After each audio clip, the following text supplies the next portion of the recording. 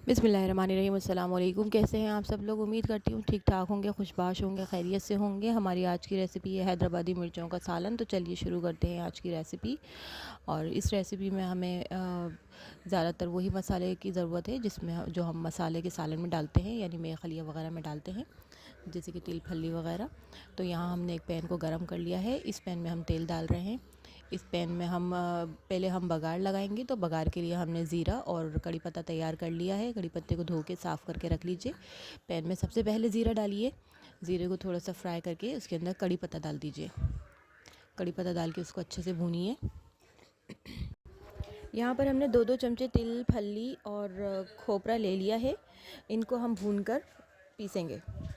साथ में हमने हरी मिर्चें रेडी कर ली हैं धोकर, इसको भी हम पीसेंगे। पहले हम तिल और फली को अच्छे से पाउडर फॉर्म में पीस लेंगे और उसके बाद फिर हम इसके अंदर हरी मिर्चें भी डाल देंगे और इसको एक पेस्ट फॉर्म में पीसेंगे। तो पेस्ट बनाने के लिए मैं पानी के बजाय दही डाल रही हूँ। आप चाहे तो पानी डाल के ग्राइंड कर लीजिए या ब्लेंड कर लीजिए। और दही से भी अच्छे से ब्लेंड हो जाता है, क्योंकि हमें दही तो डालना ही है, तो हम दही अभी ऐड कर देंगे। इसके बाद मैंने एक अदद प्याज ली है। प्याज को मैंने छील के काट लिया है। चॉप कर लें इसको, और चॉप करके उसको भी हम इस पेस्ट में डाल देंगे, जिसमें हमने दही, मिर्चें और तिल फली खोपरा वगैरह डाला था। उसके अंदर हम इसको डाल के अच्छे से पेस्ट बना लेंगे। अब इसके अंदर जो हमने बघार लगाया था जो पतीले में, वो उस बघार के अंदर ये सारा पेस्ट डाल देंगे और तेज़ आंच पे इसको बहुत जल्दी जल्दी भूनेंगे, क्योंकि ये जो है इसके अंदर क्योंकि दही होता है ना, तो ये लगने का डर होता है। तो इसके अंदर जो ये पेस्ट पे अभी मसाला बचा हुआ है सारा हमारा, तो हम इसको बाद में अभी रख लेंगे। हम इसको खंगाल के अभी नहीं डालेंगे और हम इसको बाद में डालेंगे, वरना ये अभी पानी हो जाएगा, लिक्विड हो जाएगा, तो इसको भुनाई में ज़रा मसला होता है, इतना अच्छे से नहीं भून पाता। तो इसलिए अभी आप इसको पहले कच्चा ही मसाला भूनिए और इसके अंदर सारे मसाले डाल दीजिए, जैसे कि धनिया है, ज़ीरा है, गरम मसाला है, हल्दी है। ये सब हमने 1 टीस्पून लिया है, और हल्दी हमने आधी टीस्पून ली है। इसके अंदर हम कोई लाल मिर्ची का इस्तेमाल नहीं कर रहे, क्योंकि हमें हल्का सा पीला या हरा कलर चाहिए होता है। नमक हमने 1 टीस्पून लिया है, और जो अदरक लहसुन है वो हमने 2 टेबल स्पून लिया है। लहसुन इसके अंदर ज़्यादा डालेंगे तो बहुत ही अच्छी खुशबू आती है। सारा मसाला इसके अंदर ऐड कर दीजिए और अच्छे से भुनिए। इस सालन में भुनाई सबसे ज़्यादा अहम जो कह लें कि स्टेप है। तो इसलिए आपने इसको बेहतरीन तरीके से भुनाई करनी है, तब तक भुनाई करनी है जब तक ये मसाला तेल ना छोड़ दे। आपने इसको बेहतरीन तरीके से भुनाई करनी है। अगर आप इसे बिना चम्मच हिलाए छोड़ देंगे ना, तो ये लगना शुरू हो जाएगा, क्योंकि इसके अंदर दही शामिल होता है और दही बहुत जल्दी लगता है। तो आपने इसको अच्छे से भुनाई, तो आपने अच्छे से इसकी भुनाई करते रहनी है और कंटिन्यूसली आपने इसके अंदर चम्मच चलाना है, इसको लगने नहीं देना है, और बहुत अच्छे से भुनाई करनी है ताकि तमाम मसाला अच्छे से भुन जाए और कोई भी मसाला कच्चा ना रहे। इतनी बुनाई कीजिए कि मसालों का कलर चेंज हो जाए और तेल जो है वो आपको अलग से नज़र आने लगे। आप सालन हटाकर, मसाले हटाकर चेक कीजिए कि आपको सालन नज़र आए। अब जो हमने प्याला खंगाल के रखे थे, चॉपर वगैरह जिसमें हमने पीसा था, हमने उसको खंगाल के उसका पानी इसमें डाल दिया है। दोबारा से हम इसकी भुनाई कर रहे हैं। अब इसके अंदर हम हरी मिर्चें ऐड करेंगे। हरी मिर्चें जो हमने इस तरह से रखी थी, अब हम उसको साफ़ करके उसके डंडी वगैरह निकाल के धो के अच्छे से इसको डाल देंगे। आप चाहें तो बीच में कट मार दीजिए, वैसे ही अच्छे से गल जाती हैं ज़्यादा पानी में। ठीक है जनाब, अब इसके अंदर हम पानी ऐड कर देंगे मज़ीद इसके पास भुनाई करने के बाद।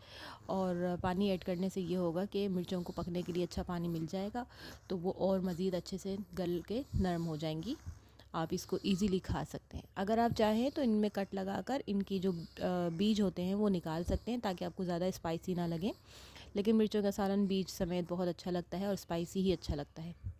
इसके अंदर देखें, मैंने मज़ीद लहसुन का पेस्ट ऐड कर दिया है। लहसुन का पेस्ट इसके अंदर बहुत ज़्यादा जायका पैदा करता है, इसलिए मैंने मज़ीद इसके अंदर अलग से लहसुन का पेस्ट ऐड किया है। आप चाहें तो शुरू में ही ज़्यादा डाल दीजिए, मुझे थोड़ा कम लग रहा था। इसके बाद हम ये इमली जो है इसको पानी में भिगो रहे हैं, और इमली का पेस्ट हम बनाकर फिर जब मिर्चें गल जाएंगी तब डालेंगे, क्योंकि थोड़ा सा खटास अगर शुरू में ही डाल दें तो मिर्चें गलने में टाइम लगाती हैं। गल तो बहरहाल जाती हैं, लेकिन थोड़ा सा टाइम लगाती हैं। तो इसलिए हम पहले सालन को अच्छी तरह से पकने देंगे मिर्चों के साथ। ये देखें, इस तरह से उबाल आ जाता है, तो आपने इसको थोड़ा सा चूल्हा धीमा कर देना है और इसमें चम्मच हिलाते रहना है। उसके बाद आप जब ये उबालना शुरू हो जाए तो फिर आप इसे ढक्कन ढाँप के रख दीजिए। ये अच्छे से पकना शुरू हो गया है, इसको अब हम कवर करके रख देंगे। और दूसरी तरफ हमने इमली भिगो दी है, जब ये पानी पक के काफ़ी सारा रिड्यूस हो जाएगा और मिर्चें थोड़ी सी गल जाएंगी, तो फिर हम इसको इसमें ऐड कर देंगे इमली का पानी। मैंने इसको थोड़ा सा ढक्कन खुला छोड़कर इस तरह से रख दिया है।